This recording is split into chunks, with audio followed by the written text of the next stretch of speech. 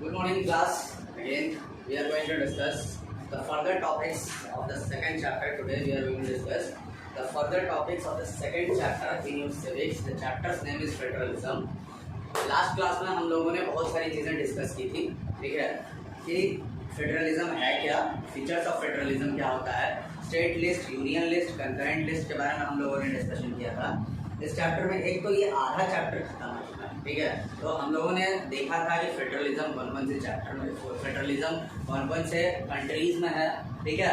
और हम लोगों ने क्या डिस्कस किया था भाई, और सब चीज़ें फेडरलिज्म के सबसे पहले फीचर्स हम लोगों ने डिस्कस किए थे। कमिंग टुगेदर फेडरेशन क्या होता है, होल्डिंग टुगेदर फेडरेशन क्या होता है, ये सब चीज़ें हम लोगों ने लास्ट डिस्कस की थी। थोड़ा सा रिकॉल कर लेता हूँ, ठीक है, इससे तुम लोगों को थोड़ा फायदा होगा।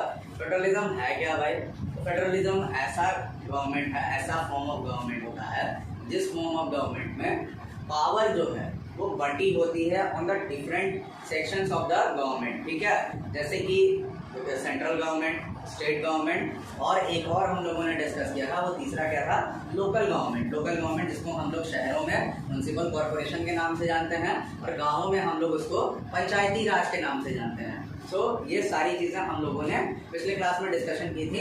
फीचर्स ऑफ फेडरलिज्म हम लोग पढ़ लेते हैं भाई, कुछ इंपॉर्टेंट फीचर्स क्या क्या है भाई। देयर आर 2 और more levels of the government. Government का 2 या 2 से ज़्यादा लेवल होता है, ये सबसे पहला फेडरलिज्म का फीचर है। दूसरा, different tiers of the government govern the same citizen but each of their has their own jurisdiction in specific matters of legislation, taxation and administration. हर दोनों तरह का जो अलग अलग टीयर है गवर्नमेंट का, मतलब लेवल जो है गवर्नमेंट का, वो एक ही सिटीजन को गवर्न करता है। वो राज तो एक ही सिटीजन पर करता है, ठीक है, लेकिन उनका जो राज करने का जो तरीका है, जो ज्यूरिसडिक्शन है, जो ताकत है जितनी, वो सबके अलग अलग हैं on the basis of taxation. Taxes के बेसिस पे, जैसे तुम लोगों को पता है सेंट्रल टैक्स अलग होता है और स्टेट टैक्स अलग होता है। तो ये सब चीज़ तो हर किसी का अपना अलग अलग है, बटा हुआ है। एडमिनिस्ट्रेशन जो एक मिनिस्ट्री होती है, ठीक है, वो राज करने का, जैसे होम मिनिस्ट्री एक सेंट्रल में भी होता है, होम मिनिस्ट्री एक स्टेट में भी होता है। सो वो सारी चीज़ें अलग अलग तरीके से लोग एडमिनिस्ट्रेशन पे उनका राज होता है। और इसके अलावा लेजिस्लेशन, जितना आप पे जो कानून बनता है, जो कानून बनाया जाता है आपके लिए, वो दोनों अलग अलग बनता है। एक सेंट्रल गवर्नमेंट का कानून बनता है और एक स्टेट गवर्नमेंट का कानून बनता है। जैसे कि कल लॉकडाउन हो गया, ठीक है, हम लोगों के यहाँ, ठीक, तो कल से जो लॉकडाउन हुआ, ये स्टेट गवर्नमेंट का नीति था, ये स्टेट गवर्नमेंट ने डिसाइड किया, ये सेंट्रल गवर्नमेंट ने डिसाइड नहीं किया था। सेंट्रल गवर्नमेंट ने कब डिसाइड किया था? देश भर का देशव्यापी लॉकडाउन, वो पिछले साल। ये इस साल जो स्टेट गवर्नमेंट का, ये स्टेट गवर्नमेंट डिसाइड किया इस तरीके के फैसले। The jurisdiction of the respective levels of the tiers of government is specified in the constitution, so the existence of the authority of each tier of government is constitutionally guaranteed. जो भी उन लोगों की ताकत है वो कॉन्स्टिट्यूशन में, संविधान में बहुत अच्छे से डिटेल्ड वे में उसके बारे में लिखा गया है, ठीक है। तो इससे क्या होता है कि इससे कोई भी किसी भी तरीके का कोई गलत उपयोग, दुरुपयोग नहीं कर सकता है। हर चीज़ रिटेन है, लिखा हुआ है। कहाँ लिखा हुआ है? हमारे संविधान में लिखा हुआ है। Fourth, the fundamental provisions of the Constitution cannot be unilaterally changed by the one level of government.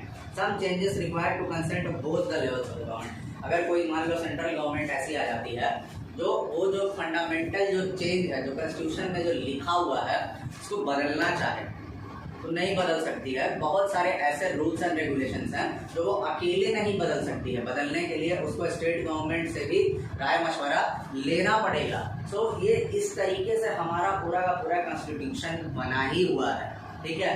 तो इसमें आप किसी भी तरह का अगर कोई बदलाव अगर करना चाहते हैं तो आप ऐसे नहीं कर सकते हैं, अपने मन मर्जी के मुताबिक नहीं कर सकते हैं हर चीज़, ठीक है। आपको अगर कोई भी बदलाव अगर करना है तो उस बदलाव, बहुत सारे ऐसे बदलाव हैं जिन बदलावों को करने के लिए आपको लोगों से, बिल्कुल आपको वैसे स्टेट गवर्नमेंट से मिलना पड़ेगा, बात करनी पड़ेगी, राय मशवरा लेना पड़ेगा स्टेट गवर्नमेंट के। तो इसीलिए ये हमारे लिए एक खूबियाँ हैं जो हमारे फेडरलिज्म के अंदर हैं। इसके अलावा courts have the power to interpret in the constitution and the powers of the different levels of the government. The highest court acts as the umpire of disputes if arise between the different levels of the government in the exercise of their respective powers. अगर तो मान लीजिए कोई dispute हो जाता है, कोई विवाद हो गया स्टेट गवर्नमेंट और सेंट्रल गवर्नमेंट के बीच में, जैसा कि हम लोग देखने को आए दिन मिलता रहता है हमारे देश के अंदर, अब ममता बनर्जी से प्रधानमंत्री मोदी का विवाद, अरविंद केजरीवाल से प्रधानमंत्री मोदी का विवाद, उद्धव ठाकरे महाराष्ट्र के मुख्यमंत्री उनसे प्रधानमंत्री मोदी का विवाद, तो ये आए दिन देखने को मिलता है। तो ऐसे सिचुएशन में क्या किया जा सकता है, ऐसे सिचुएशन में कोई एक होना तो चाहिए इन विवादों को सॉल्व करने के लिए, इन विवादों को सुलझाने के लिए। तो कोर्ट को इतनी ताकत दी गई है कि आप स्टेट गवर्नमेंट और सेंट्रल गवर्नमेंट के बीच के विवाद को सुलझा सकते हैं। सुप्रीम कोर्ट ऐसे केसेस में जब सुप्रीम अथॉरिटी के रूप में काम करता है, उनका फैसला सेंट्रल गवर्नमेंट को भी मानना पड़ेगा और उनका फैसला स्टेट गवर्नमेंट को भी मानना पड़ेगा। ये था पांचवा। Sources of the revenue in each level of the government are clearly specified to ensure the financial autonomy. ठीक है, सोर्सेस ऑफ रेवेन्यू, टैक्स का जो पूरा का पूरा सिस्टम है, ठीक है, वो एकदम साफ साफ लिखा होता है। ठीक है, कि आपको कहाँ से रेवेन्यू आएगा और स्टेट गवर्नमेंट को कहाँ से रेवेन्यू आएगा। तो दोनों, सेंट्रल हो या स्टेट हो, दोनों तरह के गवर्नमेंट को ये पूरा का पूरा स्पेसिफाइड होता है, अच्छे से लिखा होता है, किसी तरह कोई विवाद उसमें नहीं हो सकता है। The federal system does have the dual objectives. Federal system इसलिए हम लोग कह सकते हैं फेडरल सिस्टम का दो काम है। ठीक है, क्या है भाई दोनों काम? To safeguard and promote the unity of the country, देश की एकता और अखंडता को बचाए रखना, उसको किसी भी तरीके से। ठीक है, और दूसरा काम क्या है?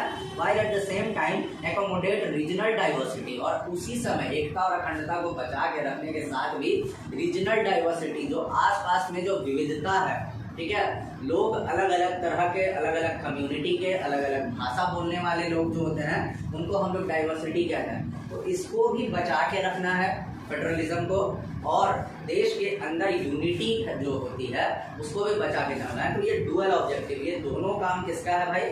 फेडरलिज्म का। तो कमिंग टुगेदर हम लोगों ने पढ़ा था। कमिंग टुगेदर क्या होता है भाई? फेडरेशन। कमिंग टुगेदर फेडरेशन, उस फेडरेशन को कहा जाता है all the constituent states usually have equal power and strong with service the federal government. जितना भी स्टेट होता है, ठीक है, वो सबको सेंट्रल गवर्नमेंट के जितना ही उन लोगों को भी ताकत होगी। ठीक है, इसको हम लोग कहते हैं कमिंग टुगेदर फेडरेशन। आपको स्टेट गवर्नमेंट को अगर कोई फैसला लेना है तो उससे सेंट्रल गवर्नमेंट से उसको पूछने की जरूरत नहीं पड़ेगी, वो चाहे तो खुद से फैसला लोगों के लिए ले सकती है। कुछ एग्जांपल्स हम लोगों ने देखा था कमिंग टुगेदर फेडरेशन का, जैसे कि यूएसए, स्विट्जरलैंड और ऑस्ट्रेलिया। ये तीन देश हम लोगों ने लास्ट क्लास में ये चीजें डिस्कस की थी कि ये तीन देश जो है ये एग्जाम्पल है कमिंग टुगेदर फेडरेशन के। होल्डिंग टुगेदर ऑफ फेडरेशन क्या होता है भाई? कमिंग टुगेदर, एक साथ चलने वाला। ठीक है, होल्डिंग टुगेदर, सबको मिला के चलने वाला। ठीक है, holding together the second route is where the large country decides the divides power between the constituent states and the national government. ठीक है, होल्डिंग टुगेदर में होता क्या है? सेंट्रल गवर्नमेंट जो है वो ज्यादा ताकत होता है। ठीक है, आप जैसे कि हमारे इंडिया में है, सेंट्रल गवर्नमेंट ज्यादा ताकतवर है किससे? स्टेट गवर्नमेंट से। अगर सेंट्रल गवर्नमेंट चाहे तो किसी भी स्टेट में इमरजेंसी घोषित कर सकती है, प्रेसिडेंशियल रूल घोषित कर सकती है। तो ये सब चीजें जैसे कि हमारे देश में है, सेंट्रल को ज्यादा ताकत है, किससे ज्यादा ताकत है भाई? स्टेट गवर्नमेंट से। स्टेट गवर्नमेंट से सेंट्रल गवर्नमेंट के पास ज्यादा ताकत है। इसका एग्जाम्पल, कुछ एग्जाम्पल होता है इसका इंडिया है, स्पेन है, बेल्जियम है, ये सारे कंट्रीज एग्जाम्पल है होल्डिंग टुगेदर फेडरेशन। ठीक है, what makes India federal country? India को फेडरल कंट्री कैसे बनता है इंडिया भाई फेडरल कंट्री? ठीक है, आखिर इंडिया अगर फेडरल कंट्री है तो इसके अंदर कुछ तो बात होगी कि आखिर ये फेडरल कंट्री कैसे है, क्या क्या खूबी है इंडिया के अंदर जिससे वो फेडरल कंट्री कहलाता है। ठीक है, we have earlier seen how small countries like Belgium and Sri Lanka face so many problems in managing diversity. What about a vast country like India with so many languages, religions and regions? What are the power sharing arrangements in our country? हम लोगों ने last chapter में पढ़ा था power sharing में कि Belgium और श्रीलंका जैसे छोटे देशों में कितना विवाद हुआ था। ठीक है, लास्ट क्लास में हम लोगों ने ये चीज़ पढ़ा था कि बेल्जियम और श्रीलंका जैसे कितने छोटे छोटे कंट्रीज हैं, यहाँ कितना विविधता है। जैसे तमिल लोग थे, सिंहला लोग थे श्रीलंका में, इसके अलावा बेल्जियम की हम लोगों ने कहानी पढ़ी थी, वहाँ पे डच लोग थे, फ्रेंच लोग थे। तो ये सारी चीज़ें, ठीक है, लोगों को बहुत, मतलब छोटे कंट्रीज में जब इतनी सारी चीज़ें हो सकती हैं, तो इंडिया जैसा बड़ा देश जहाँ पे इतने कई तरह के लोग रहा करते हैं, डाइवर्सिटी है इन रिलीजन में, जगह में अलग अलग भाषा बोलने वाले लोग रहते हैं, अलग अलग तरह का जगह है इंडिया में, तो यहाँ पे किस तरीके से इन सारे विवादों को सुलझा के रखा जाता है, क्या क्या तरीके हैं जी, ठीक है, कौन कौन से गवर्नमेंट के कौन कौन से लेवल हैं जो यहाँ इस लेवल पे काम करते हैं, हर लेवल को उस तरीके से बांटा गया है और किस तरीके से हर गवर्नमेंट का लेवल इन सारे विवादों को सुलझा के आगे सबको लेके चलता है। ठीक है, let us begin with the constitution of India. Constitution से शुरुआत करते हैं। अब इस टॉपिक की अगर हम लोग शुरुआत कर रहे हैं, ठीक है, इस टॉपिक की अगर हम लोग इंडिया के फेडरलिज्म के बारे में अगर हम लोग शुरुआत करेंगे तो सबसे पहले जो टॉपिक हम लोग शुरुआत करेंगे कॉन्स्टिट्यूशन। ठीक है, क्यों भाई कॉन्स्टिट्यूशन से क्यों हम लोग शुरुआत कर रहे हैं? क्योंकि कॉन्स्टिट्यूशन संविधान एक ऐसा चीज है हमारी कंट्री के अंदर जिसमें हर चीज रिटेन वे में लिखा हुआ है, हर चीज लिखा हुआ है संविधान में और संविधान को कोई बदल नहीं सकता। ठीक है, इसलिए हम लोग सबसे पहले शुरुआत करेंगे कॉन्स्टिट्यूशन से। क्या है भाई कॉन्स्टिट्यूशन से कैसे शुरुआत हो रही है? Let's discuss that. India has emerged as an independent nation after a painful and bloody partition. ठीक है, इंडिया जो है एक इंडिपेंडेंट नेशन उभर के आया था, एक आज़ाद एक स्वतंत्र कंट्री बना एक बहुत ब्लडी पार्टीशन से। उन लोगों को पता है कि इंडिया पाकिस्तान पार्टीशन हुआ था देश आज़ाद होने के बाद, तो इंडिया जो है वो पार्टीशन के बाद एक बंटवारा होने के बाद एक इंडिपेंडेंट नेशन निकल के आया था इंडिया। इसके अलावा तो बंटवारा हुआ था भाई, किस बेसिस पे बंटवारा हुआ था हमारे देश के अंदर? धर्म के आधार पे। हमारे देश के अंदर जो बंटवारा हुआ था वो धर्म के आधार पे, हिंदुस्तान जहाँ हिंदू लोग रहेंगे और पाकिस्तान जहाँ पे मुस्लिम लोग रहेंगे, इसी आधार पे हमारा देश जो था वो बंटा था। Soon after independence, several princely states became the part of the country. जैसे ही इंडिपेंडेंस हुआ, प्रिंसली स्टेट्स किसको कहा जाता है? प्रिंसली स्टेट्स उन स्टेट्स को कहा जाता है प्रिंसली स्टेट्स।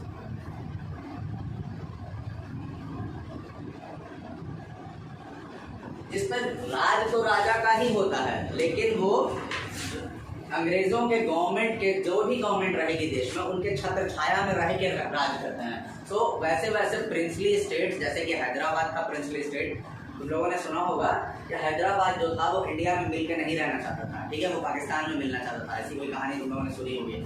तो उस समय जो हमारे होम मिनिस्टर थे, जो सरदार वल्लभ भाई पटेल, इतनी बड़ी मूर्ति लगी है, ठीक है, तो उन्होंने क्या किया था कि हैदराबाद को इंडिया में मिलाने के लिए हैदराबाद में वहाँ पे बहुत सारे बम मारे थे। ठीक है, बहुत सारे बम गिराए थे और जिससे एक युद्ध छिड़ गया था इंडिया और हैदराबाद से। ठीक है, तो जाके हैदराबाद को इंडिया में मिलाया गया। सो बहुत सारे प्रिंसली स्टेट्स अलग हो गए थे, आज़ाद हो गए थे। तो क्या हुआ था भाई? The constitution declared India as a union state. Constitution ने हमारे संविधान में इंडिया को एक यूनियन स्टेट के रूप में डिक्लेयर किया। यूनियन ऑफ इंडिया कहा भी जाता है इंडिया को। इसके अलावा although it did not use the word federation, the Indian union is based on the principles of federalism. ठीक है, हमारे संविधान में फेडरेशन वर्ड का कहीं जिक्र नहीं किया गया है। ठीक है, लेकिन जो आइडिया ऑफ कॉन्स्टिट्यूशन जो हमारा वो फेडरलिज्म के आइडिया पे ही बिलीव करता है, ये साफ साफ हमारे कॉन्स्टिट्यूशन में लिखा हुआ है। Let us go back to the 7 features of federalism mentioned above. देखते हैं जो 7 फीचर जो मैंने आप लोगों को बताया था उससे रिलेटेड क्या है। We can see that this features apply to the provisions of the Indian constitution. हम लोग देख सकते हैं जो भी 7 फीचर्स, अभी जस्ट थोड़ी देर पहले जो 7 फीचर्स मैंने आप लोगों को बताया, वो सारे फीचर्स इंडिया के कॉन्स्टिट्यूशन में एकदम पूरा का पूरा। वो फीचर्स किसका था? फीचर्स था फेडरलिज्म का। इंडिया में फेडरलिज्म कहीं जिक्र नहीं किया गया है फेडरेशन का, लेकिन जो भी फीचर्स आपने फेडरलिज्म का पढ़ा वो सारा फीचर्स इंडिया के कॉन्स्टिट्यूशन में है। ठीक है, वही बता रहा है। The Constitution originally provided for a 2-tier system of government, the union government that we call the central government representing the Union of India and the state government। वो जो हमारा जो सिस्टम है पूरा का पूरा वो उसी को रिप्रेजेंट करता है। एक यूनियन गवर्नमेंट है हमारे यहाँ जिसको हम लोग सेंट्रल गवर्नमेंट कहते हैं, और एक स्टेट गवर्नमेंट है जो हमारे यहाँ होता है 2 तरह का। Later a 3rd tier of federalism was added in the form of panchayats and municipalities। और ये 2 फॉर्म के बाद एक तीसरा फॉर्म ऑफ टियर, एक तीसरा जो हिस्सा था उसको ऐड किया गया। ये आज़ादी के बाद बहुत बाद में ऐड किया गया, जो शहरों में म्यूनसिपल कॉर्पोरेशन के नाम से जाना जाता है और गाँवों में उसको हम लोग पंचायत के नाम से जानते हैं। ये इंडिया में होता है। As in any federation, these different tiers enjoy separate jurisdiction. The Constitution clearly provided a threefold distribution of legislative powers between the union government, state government, and thus it contains 3 lists. ठीक है, तो constitution जो है वो साफ साफ इन सारी चीज़ों के बारे में जो पावर्स हैं वो हमारे कॉन्स्टिट्यूशन में लिखा हुआ है कि तीनों के पास कितने कितने पावर्स होंगे, दोनों के पास हो, ठीक है, ये तीनों के पास हो, यूनियन गवर्नमेंट का क्या ताकत होगा, स्टेट गवर्नमेंट का क्या ताकत होगा, और इसलिए 3 लिस्ट तैयार किया गया, ठीक है। 3 लिस्ट जो है, दीज लिस्ट, उनमें से स्टेट लिस्ट है, एक यूनियन लिस्ट है, 2 लिस्ट है, सॉरी, तो 2 लिस्ट तैयार किया गया है, स्टेट लिस्ट और एक यूनियन लिस्ट। स्टेट लिस्ट में वो चीज़ें आएंगी जो स्टेट गवर्नमेंट के हाथ में होंगी, और यूनियन लिस्ट में वो चीज़ें आएंगी जो यूनियन गवर्नमेंट के हाथ में होंगी। So let's discuss that union list क्या क्या चीज़ें हैं भाई। यूनियन लिस्ट मतलब सेंट्रल गवर्नमेंट के अंदर क्या क्या चीज़ें उनके हाथ में होती हैं। Union list include subjects of national importance such as defence of the country, ठीक है, वो वैसे सब्जेक्ट जो कि देश के, राष्ट्र के लिए ज़रूरी हैं, इंपॉर्टेंट हैं, जैसे कि डिफेंस ऑफ द कंट्री, ठीक है, नेवी, आर्मी, एयरफोर्स, ये सब चीज़ें हमारे देश की सुरक्षा के लिए ज़रूरी हैं, तो इसको यूनियन लिस्ट में रखा गया है। उसके अलावा फॉरेन अफेयर्स, विदेश नीति, बाहर के देशों से कैसे रिश्ते होंगे, ठीक है, बैंकिंग का पूरा सिस्टम होता है, वो सेंट्रल गवर्नमेंट के हाथ में, यूनियन लिस्ट में आता है ये। कम्युनिकेशंस, संचार, जो फोन्स पे जो भी चीज़ें, जो भी फ़ोन से रिलेटेड, मोबाइल से रिलेटेड जो भी चीज़ें, जो नेटवर्क से रिलेटेड, नेट से रिलेटेड कम्युनिकेशन, आप किससे बात कर रहे हैं, ये सारी चीज़ें सेंट्रल गवर्नमेंट के हाथ में होती है, यूनियन लिस्ट में होता है। और करेंसी, ठीक है, मुद्रा, ये सारी चीज़ें होती हैं किसके हाथ में, सेंट्रल गवर्नमेंट के हाथ में।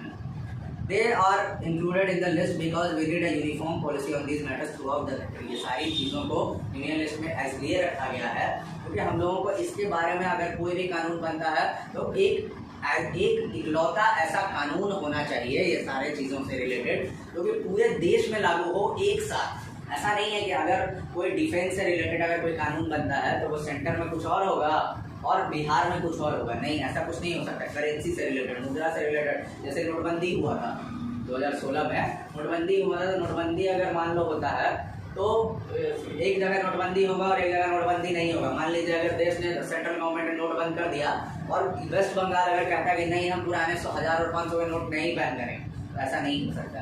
अगर गवर्नमेंट ये सारी चीज़ों पे जो डिसीजन होता है वो वंस एंड फॉर ऑल होता है, वो सेंट्रल गवर्नमेंट की लेगी, इसलिए इन सारी चीज़ों को इसमें रखा गया, ज़रूरी था ये। The union government alone can make laws relating to the subject mentioned in the union list, और सिर्फ सेंट्रल गवर्नमेंट ही इन सारे कानूनों पे, इन सारी चीज़ों पे किसी भी तरह को कोई कानून बना सकती है। स्टेट लिस्ट क्या होता है भाई? State list contains the subject of state and local importance such as police. State list जो लोकल इंपॉर्टेंस, जो लोकली ज़रूरत होता है, ठीक है, अपने शहर में क्या ज़रूरत है, राज्य के अंदर क्या ज़रूरत है, वो चीज़ें इसमें आती हैं, जैसे कि पुलिस, ठीक है, प्रशासन, ट्रेड, व्यापार, कॉमर्स, ठीक है, मुद्रा, आर्थिक स्थिति, कॉमर्स से रिलेटेड किसी भी तरह कोई फैक्ट्री, इंडस्ट्री, ठीक है, एग्रीकल्चर, खेती बाड़ी, इरिगेशन, सिंचाई, ठीक है, फल फूल सब्जी क्या होगा, ये सब चीज़ें, तो ये सारा का सारा चीज़ आता है स्टेट गवर्नमेंट में, ठीक है। The state governments forest, trade unions, marriage, adoptions and succession, ठीक है, फॉरेस्ट जंगल, ट्रेड यूनियन व्यापार यूनियन, मैरिज, एडॉप्शन का मतलब होता है गोद लेना, ये सब चीज़ें, succession, both the union as well as state, तो ये सब चीज़ें जो आती हैं, जंगल हो गया, ट्रेड यूनियन हो गया, मैरिज शादी ब्याह हो गया, ये सब चीज़ें जो है स्टेट गवर्नमेंट की आती हैं।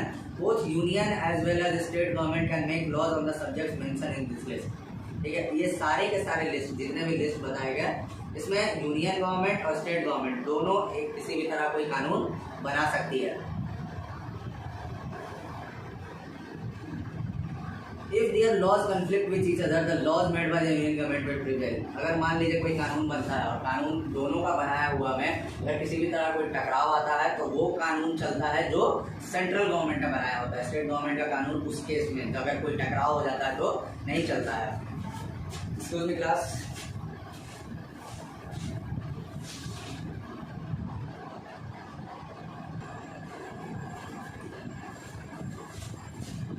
ओके, तो इसी को हम लोग यूनियन लिस्ट और इसी को हम लोग स्टेट लिस्ट कहते हैं।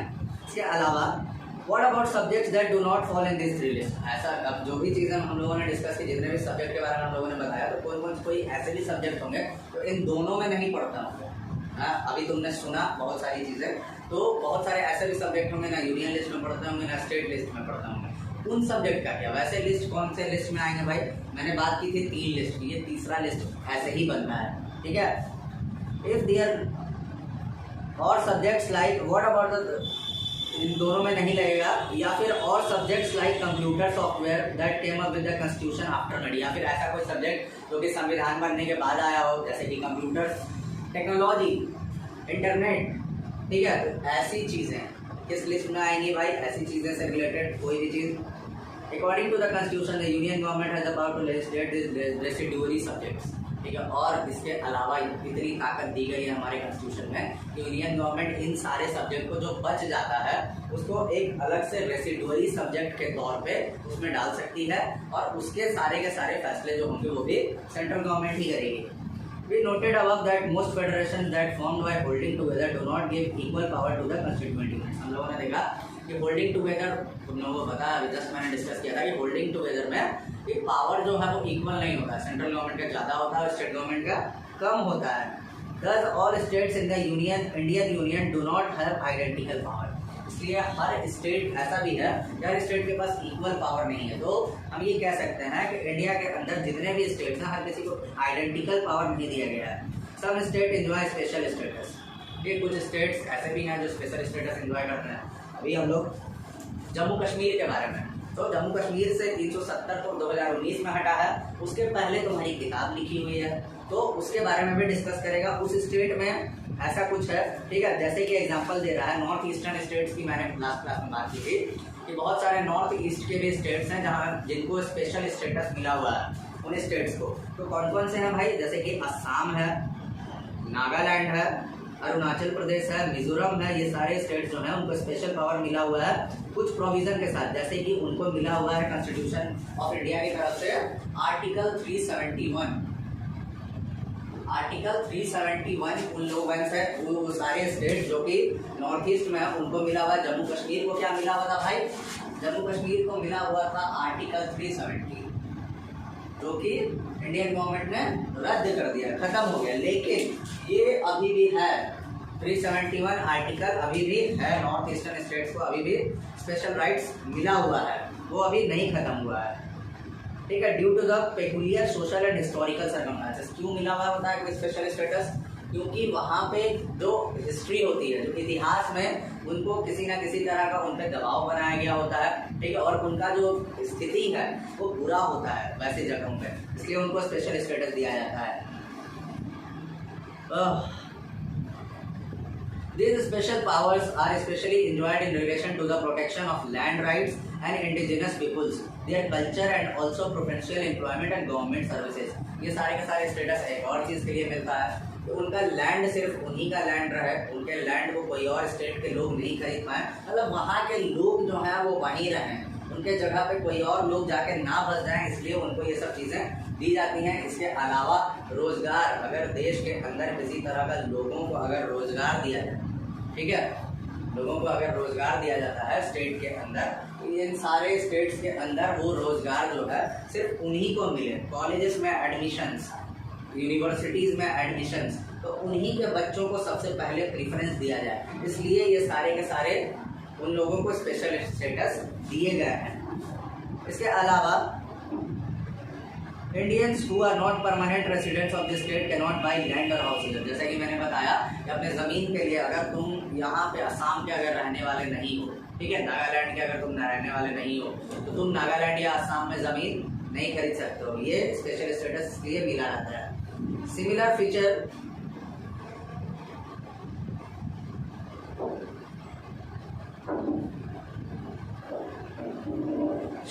Feature provisions for some states in India as well, और भी कुछ स्टेट्स को भी दिया गया है भाई।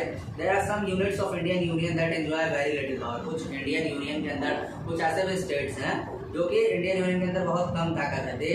These are the areas which are too small to become an independent state, but which could not be merged with any other existing state। कुछ ऐसे भी एरियाज हैं, जैसे यहाँ यूनियन टेरिटरी की बात हो रही है, कुछ छोटे छोटे ऐसे एरियाज भी होते हैं हमारे इंडिया के अंदर जो कि इतने छोटे होते हैं कि उनको स्टेट डिक्लेयर नहीं किया जा सकता है, और इतने बड़े भी नहीं होते हैं, इतने बड़े नहीं होते हैं कि उनको स्टेट डिक्लेयर किया जा सकता है, और इतने छोटे भी नहीं होते हैं कि उनको किसी स्टेट के साथ मिला दिया जाए। ठीक है, इसको हम लोग कहते हैं यूनियन टेरिटरी। ठीक है, तो यूनियन टेरिटरी के क्या क्या होते हैं भाई, क्या होता है यहाँ पे, these areas are like Chandigarh, Lakshadweep, capital of Delhi, ये सारे के सारे यूनियन टेरिटरी हैं। These territories do not have the powers of a state, यहाँ पे स्टेट का किसी तरह कोई पावर नहीं होता है। दिल्ली ही एक ऐसा इकलौता यूनियन टेरिटरी है जहाँ पे स्टेट गवर्नमेंट है, जहाँ पे अरविंद केजरीवाल मुख्यमंत्री हैं। तो ये सब चीज़ें होती हैं ऐसी जगह पे। तो होता क्या है, द सेंट्रल गवर्नमेंट है special powers to running this area. तो इन सारे जगहों पे प्रेसिडेंशियल रूल चलता है यूनियन टेरिटरीज में। तो लोगों को अगर नहीं पता हो इसके बारे में, यूनियन टेरिटरीज में प्रेसिडेंशियल रूल चलता है।